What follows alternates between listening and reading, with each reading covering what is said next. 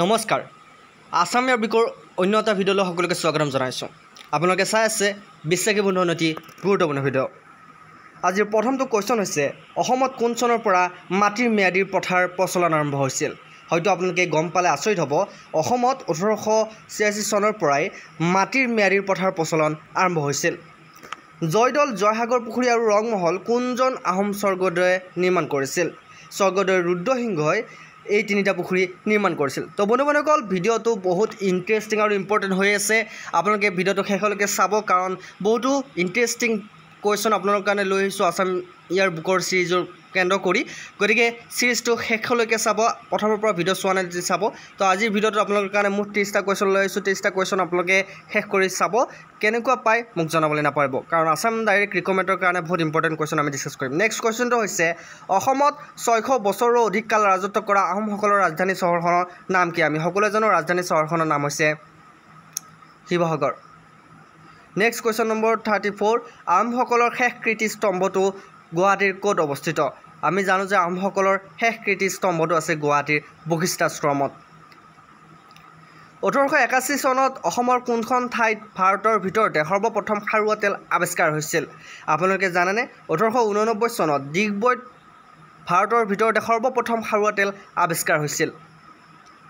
Question number 36, অসমৰ কোনজন স্বৰ্গদেউক ল'ৰা ৰজা বুলি জনা যায়? ৰত্নধ্বজ সিংহ বা চুলিকফাক ল'ৰা ৰজা বুলি জনা যায়। নামটো মনত ৰাখিব, কেতিয়াবা কুৱেশ্যনটো আহে যে ল'ৰা ৰজা বুলি আহোমৰ কোনজন স্বৰ্গদেউক জনা যায়? তেখেতৰ নাম হৈছে ৰত্নধ্বজ সিংহ বা চুলিকফা। কুৱেশ্যন নম্বৰ 37, স্বাধীনতাৰ পাছত গোপীনাথ বৰদলৈ অসমৰ প্ৰথম মুখ্যমন্ত্ৰী হোৱাৰ সময়ত বিৰোধী পক্ষৰ নেতা কোন আছিল? সেই সময়ত বিৰোধী পক্ষৰ নেতা আছিল গৌৰী শংকৰ ভট্টাচাৰ্য। কুৱেশ্যন নম্বৰ 38, অসম মন্ত্ৰী পৰিষদৰ সদস্য পদ লাভ কৰা প্ৰথমগৰাকী মহিলা কোন আছিল? বহুত ইম্পৰ্টেণ্ট হয়। শ্ৰীমতী পদ্মকুমাৰী গোহাঁই আছিল অসম মন্ত্ৰী পৰিষদৰ সদস্য পদ লাভ কৰা প্ৰথমগৰাকী মহিলা। কুৱেশ্যন নম্বৰ 39, স্বাধীনতাৰ পাছত বিধানসভাৰ প্ৰথম অধ্যক্ষ কোন আছিল? স্বাধীনতাৰ পাছতে বিধানসভাৰ প্ৰথম অধ্যক্ষ আছিল হৰেশ্বৰ গোস্বামী। নামটো মনত ৰাখিব, পাৰিলে এই PDF টো আপোনালোকে ডাউনলোড কৰি ল'ব, আমি টেলিগ্ৰাম চেনেলত দি দিম, বিশ্বাসী বন্ধু টেলিগ্ৰাম চেনেলত জইন হৈ ল'ব। কুৱেশ্যন নম্বৰ 40, অসমৰ প্ৰথম ৰাজ্যপাল কোন আছিল? আপোনালোকে জানে যে অসমৰ প্ৰথম ৰাজ্যপাল আছিল আকবৰ হাইদৰি। কেতিয়াবা সুধিব পাৰে কিন্তু। কুৱেশ্যন নম্বৰ 41, অসমৰ কুমাৰ ৰজা বুলি পৰিচিত ব্যক্তিগৰাকী কোন? আপোনালোকে জানে যে ভাস্কৰ বৰ্মনক অসমৰ কুমাৰ ৰজা বুলি কোৱা হৈছিল। কুৱেশ্যন নম্বৰ 42, অসমৰ প্ৰথম ব্ৰিটিছ চিফ কমিছনাৰ কোন আছিল? অসমৰ প্ৰথম ব্ৰিটিছ চিফ কমিছনাৰ আছিল কলনেল কিটিং। কুৱেশ্যন নম্বৰ 43, অভ্যন্তৰীণ সীমা আইন কেতিয়া কাৰ্যকৰী কৰা হয়? 1873 চনৰ পৰাই অভ্যন্তৰীণ সীমা আইন কাৰ্যকৰী কৰা হয়। কুৱেশ্যন নম্বৰ 44, প্ৰাচীন কামৰূপৰ কোনগৰাকী ৰাজকুমাৰীক কাশ্মীৰৰ ৰজাই বিয়া কৰাইছিল? কাশ্মীৰৰ ৰাজকুমাৰী অমৃতপ্ৰভাক কাশ্মীৰৰ ৰজা মেঘবাহনে বিয়া কৰাইছিল। আসামীয়াৰ বুকৰ বহুত ইম্পৰ্টেণ্ট কুৱেশ্যন আমি ডিছকাছ কৰি আছোঁ। চিৰিজটো আজি 28 নম্বৰ ভিডিঅ'। যদি ভিডিঅ' শেষলৈকে নাচায় তেনেহ'লে বহুত ইম্পৰ্টেণ্ট কুৱেশ্যন আপোনালোকে এৰি থৈ যাব। গতিকে ভিডিঅ'টো শেষলৈকে চাব, মই যিমান পাৰে সোনকালে কুৱেশ্যনকেইটা শেষ কৰিবলৈ ট্ৰাই কৰি আছোঁ। কুৱেশ্যন নম্বৰ 45, ব্ৰহ্মপুত্ৰ নদীক তিনিটা নদীৰ সংগমস্থলী বুলি কোৱা হয়। সেই তিনিটা নদী হৈছে দিহিং, দিবং আৰু লোহিত নদী। এই তিনিটা নদীক কেন্দ্ৰ কৰি ব্ৰহ্মপুত্ৰ নদীক সংগমস্থলী বুলি কোৱা হয়, কাৰণ এই তিনিটা নদী ব্ৰহ্মপুত্ৰত মিলিত হয়। কুৱেশ্যন নম্বৰ 46, আহোম আৰু মোগলৰ মাজত শেষ যুদ্ধখন কোন চনত আৰু কেতিয়া হৈছিল? 1681 চনত ইটাখুলি নামৰ ঠাইত আহোম আৰু মোগলৰ মাজত শেষ যুদ্ধখন হৈছিল। ইটাখুলি ৰণ কেতিয়া হয়, কেতিয়াবা পৰীক্ষাত আহিব পাৰে। 1681 চনত ইটাখুলি ৰণ হৈছিল। কুৱেশ্যন নম্বৰ 47, গুৱাহাটী বিশ্ববিদ্যালয়খন কেতিয়া স্থাপিত হৈছিল? 1948 চনত গুৱাহাটী বিশ্ববিদ্যালয়খন স্থাপিত হৈছিল, গুৱাহাটী ইউনিভাৰ্চিটি। কুৱেশ্যন নম্বৰ 48, ইংৰাজে ভাৰতত প্ৰতিষ্ঠা কৰা প্ৰথম চাহ উদ্যোগ কোনটো? আপোনালোকে জানে যে ইংৰাজে ইষ্ট ইণ্ডিয়া কোম্পানীৰ দ্বাৰা স্থাপিত চাবুৱা চাহ বাগিচাখন নিৰ্মাণ কৰিছিল, আৰু এই চাহ বাগিচা হৈছে প্ৰথম চাহ বাগিচা।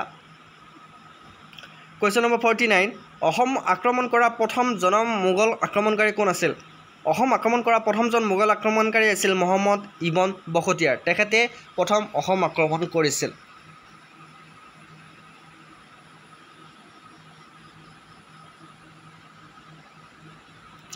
কুৱেশ্যন নম্বৰ 50, কংগ্ৰেছৰ প্ৰথম সাধাৰণ সভা অসমৰ ক'ত আৰু কেতিয়া অনুষ্ঠিত হৈছিল 1926 চনৰ গুৱাহাটীৰ পাণ্ডুত কংগ্ৰেছৰ প্ৰথম সাধাৰণ সভাখন অনুষ্ঠিত কৰা হৈছিল কোৱেশ্চন নম্বৰ 51 অসম ছাত্ৰ সন্মিলন কেতিয়া গঠন কৰা হৈছিল আৰু ইয়াৰ প্ৰথম সভাপতি কোন আছিল আপোনালোকে জানে যে 1916 চনত অসম ছাত্ৰ সন্মিলন গঠন কৰা হৈছিল আৰু ইয়াৰ সভাপতি আছিল লক্ষ্মীনাথ বেজবৰুৱা কোৱেশ্চন নম্বৰ 52 কোনজন অসমীয়া প্ৰসিদ্ধ চলচ্চিত্ৰ নিৰ্মাতাই পোনপ্ৰথমবাৰৰ বাবে বিহু পতাকাখন অংকন কৰিছিল আপোনালোকে জানে যে নিপ বৰুৱাই প্ৰথম অসমীয়া প্ৰসিদ্ধ চলচ্চিত্ৰ নিৰ্মাতা তেখেতে পোনপ্ৰথমবাৰৰ বাবে বিহু পতাকাখন অংকন কৰিছিল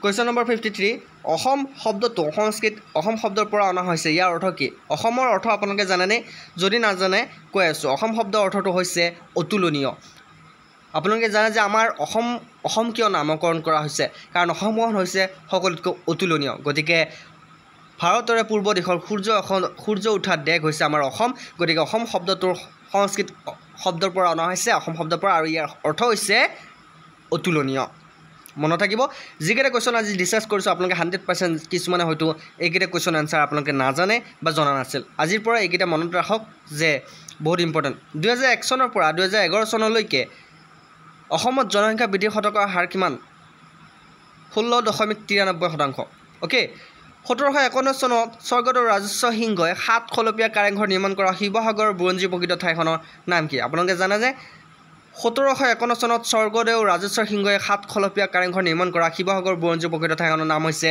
গড়গাঁও কোৱেশ্চন নম্বৰ 56 অসমত অহাকালি হোৱা প্ৰবল বতাহ বৰষুণ তথা শিলাবৃষ্টিৰ স্থানীয় নাম কি অহাকালি বুলি কৈছিলোঁ কিছুমান শব্দ ভুলকৈ কোৱা গৈছে তাৰ কাৰণে ক্ষমা কৰিব অসমত যোৱাকালি হোৱা প্ৰবল বতাহ বৰষুণ তথা শিলাবৃষ্টিৰ স্থানীয় নাম কি ইয়াৰ স্থানীয় নাম আমি সকলোৱে জানো বৰদৈচিলা বুলি কোৱা হয় অসমত আৰু ইয়াক আমি ধুমুহা বুলি কওঁ কোৱেশ্চন নম্বৰ 57 অসমৰ কোনখন ঠাইত কয়লা চালিত তাপবিদ্যুৎ শক্তি কেন্দ্ৰ আছে বঙাইগাঁৱত আছে বঙাইগাঁৱত কি আছে কয়লা চালিত তাপবিদ্যুৎ শক্তি কেন্দ্ৰ কোৱেশ্চন নম্বৰ 58 বৰ্তমান জনসংখ্যাৰ ফালৰ পৰা আফ্ৰিকা মহাদেশৰ আটাইতকৈ ডাঙৰ দেশখনৰ নাম কি আপোনালোকে জানিলে হয়তো আচৰিত হ'ব যে নাইজেৰিয়া হৈছে বৰ্তমান জনসংখ্যাৰ ফালৰ পৰা আফ্ৰিকা মহাদেশৰ আটাইতকৈ ডাঙৰ দেশ কোৱেশ্চন নম্বৰ 59 ধৰিত্ৰী দিৱস কিমান তাৰিখে পালন কৰা হয় আপোনালোকে জানে যে ধৰিত্ৰী দিৱস 22 এপ্ৰিল তাৰিখে পালন কৰা হয় ইয়াৰ মাজতে এটা কথা কওঁ যিসকলে আসাম ডাইৰেক্ট ৰিকমেণ্ডেড পৰীক্ষাৰ কাৰণে আপোনালোকে প্ৰিপাৰেশ্যন চলোৱা নাই ইতিমধ্যে আপোনালোকে